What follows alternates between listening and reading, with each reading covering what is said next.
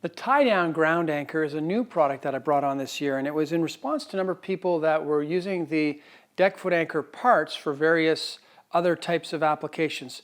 So based on that, we decided to modify a few things, and we've come up with an eye nut and a very small cap plate that is approximately 5 by 5. We install that onto the ground anchor as usual, and we tighten down this nut, and then we take this this other nut, this eye nut, and we just screw it on. Now, the benefit of this is that if you've got some kind of a lightweight structure, a tent, or some other temporary building that you do need some extra tie-down capability, well, this is a really simple application to use it for.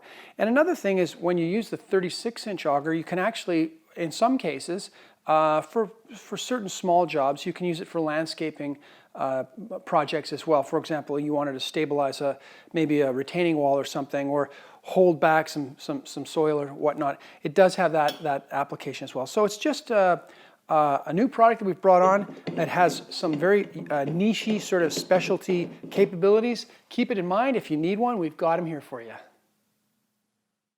Thank you for watching this video. If this was helpful, please subscribe to our channel for more content like this. For more in-depth articles or to check out cool new products, visit our blog or our store at DecksGo.com.